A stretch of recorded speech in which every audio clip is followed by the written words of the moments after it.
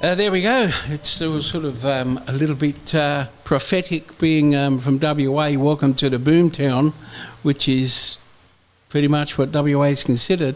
Sure.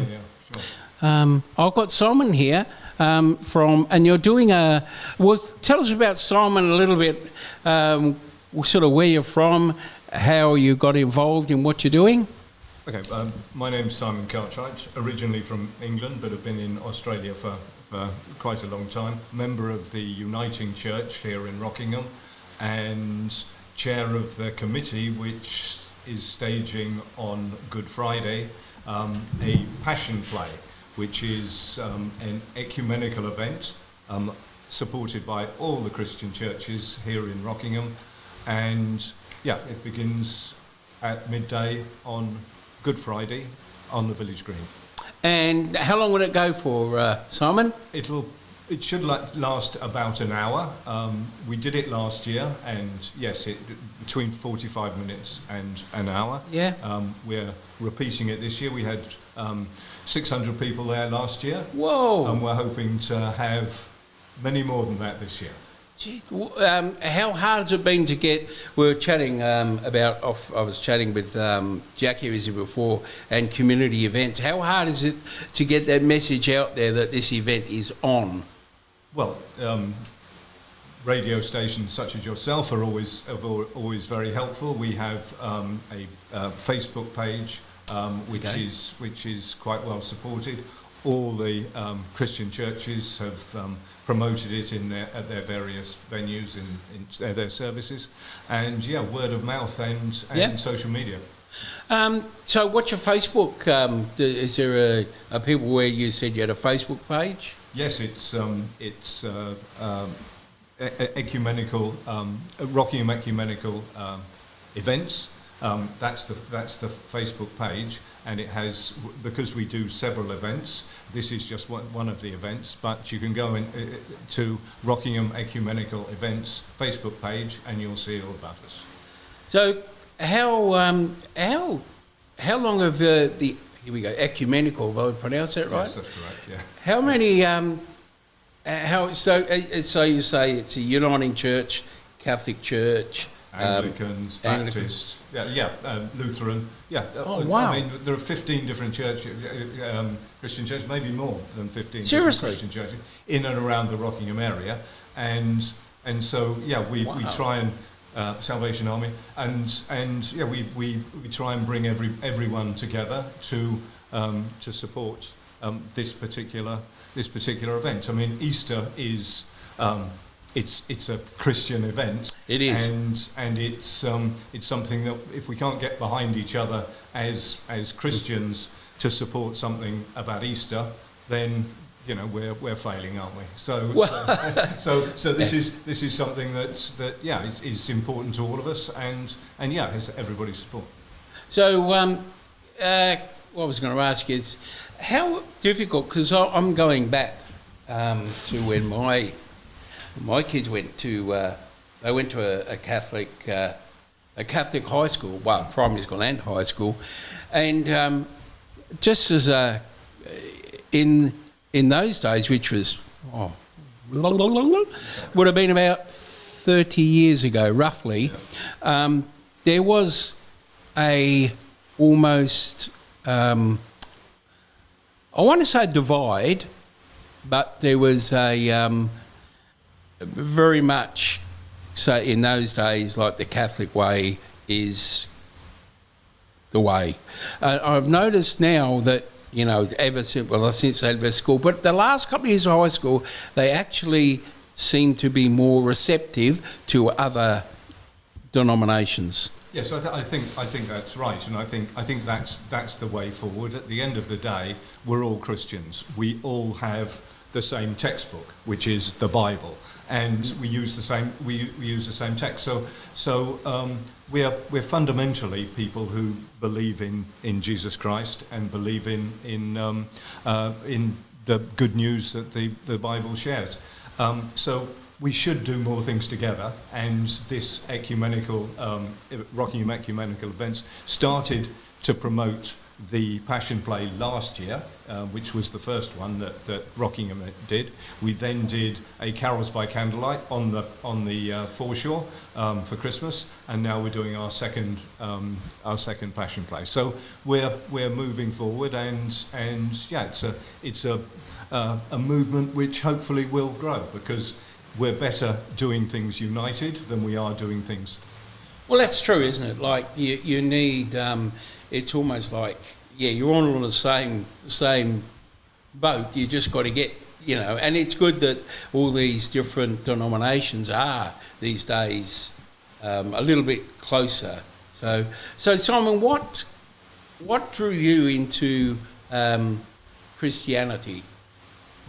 Oh, there we go. It's a long question, this one. Yeah. I was brought up in a Christian family. My parents were churchgoers. I went to school which weren't church schools, but nonetheless they had chaplains and then since I left school and started work, I've been a churchgoer ever since. Okay. And have been quite active in the Rockingham Uniting Church since I've been here in Western Australia. That's it's great that people are still, there's still people, I won't say the system, that sounds awful, but it's great that people are still interested in Christianity and the number of churches, etc. Which is, what do you think there's a reason for that? I think there's a reason that people believe in God. I think there's a reason that people regard Jesus Christ as their saviour. It provides hope in a world where, let's face it, you read the news every day and you hear gloom, doom, and despondency, wars everywhere, and to have that hope, that but real belief that peace is the way forward, and because Jesus, his mission on earth was to bring peace, and so yeah, we all need to fall behind that and do as much as we can for it. Do you get involved in any stories or preaching yourself, Simon? I am a trainee lay preacher. Lay preacher? Yeah, yes. When I retired, I decided that would be something I'd like to do. So I am now learning to be a lay preacher. I have preached at our church on a number of occasions, yeah. So just interesting, like what is does it take long to be a lay preacher? It takes a bit of commitment. There are various different modules of training that you have to do, and once you pass one, you move on to the other, and eventually, hopefully, the Uniting Church will say, we can ordain this guy as a lay preacher. Wow. So again, because I know a little bit of religion, not a lot. So do the Uniting Church, do they have lady preachers, lay preachers? Absolutely, they have lady preachers, they have lady ministers, they have the Assembly, which is the Uniting Church of Australia, based in over east. The lady there is a lady in charge. So a lady minister is in charge of the Uniting Church in Australia-wide. Do you think, I'm just so general... I can't remember her name, so sorry about that. No, that. that's okay. So do you think in time, the Uniting Church with women, do you think that will, probably Catholicism, if I've got that right, they're not quite there yet, are they? Or are they? No, I don't think they are quite there yet, but I think there is a move to get there, and every denomination has its own ways of doing things, yeah. And who are we to say one is right and one is wrong? No. The fact is that Uniting Church is very open and is moving forward, and yeah, so in lots of it's the things that they do now, if you go back 100 years, then that would be never have been the case. I mean, so yeah, things move forward, and yeah, that's only right and proper. Do you think that it's the world has changed so much? Even in 60, 70 years, the world has changed so much. Do you think it's hard sometimes for religious denominations to have the decisions change? Oh, absolutely, because change is difficult, and you know, beliefs are fairly deeply rooted, and therefore to have change in church life is arguably more difficult than to do it at home, because the beliefs are so deep rooted, and so yes, it is difficult. But once it happens, it can be reaffirmed and actually have power to itself. So yeah, it may be difficult to get there, but some of the more difficult things to get to are the more successful things that you achieve. Well, that's the thing, isn't it? And it's in this day and age, there's so many. It's so many, people. You brought your two daughters in here, and who, from what you must be proud, just digressing, of what one at Oxford University and one a trainee doing a PhD. You must be very proud of that. Simon. Yeah, very, very proud of them. All the girls I have 3 adopted girls, but there are only 2 of them here.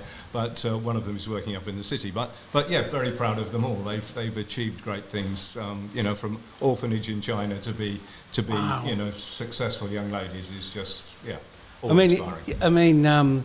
It must have been a huge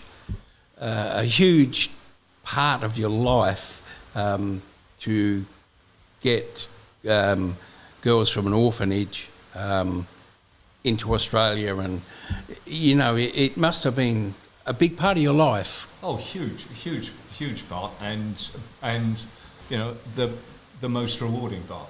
Yeah, I could absolutely the most rewarding part. Anything I achieved in my business, anything I achieved, in church life, my most rewarding thing is my kids.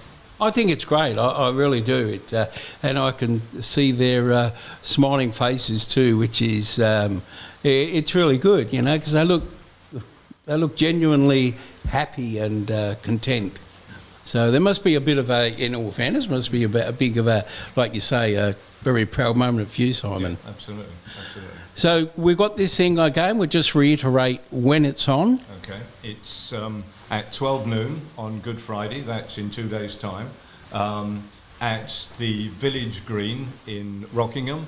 It starts at 12 noon. Be there a bit early and bring a chair probably. We will be moving around a little bit. But not as much as we did last year. For those people who came last year, there was a lot more movement last year than there will be this year. We've altered the format a bit, but bring a chair, and we look forward to seeing you there. It's great. I wish you all success.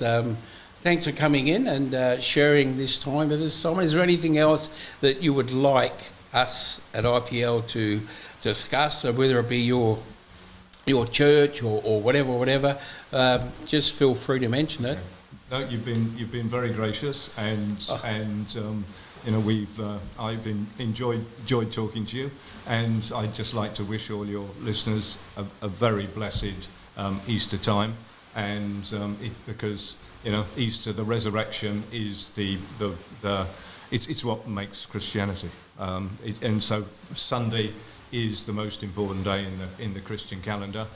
Friday is the blackest day, and Sunday is the triumph, and that's what we all believe in. And I think every Christian who's listening will reiterate that. Yeah, I think it's it's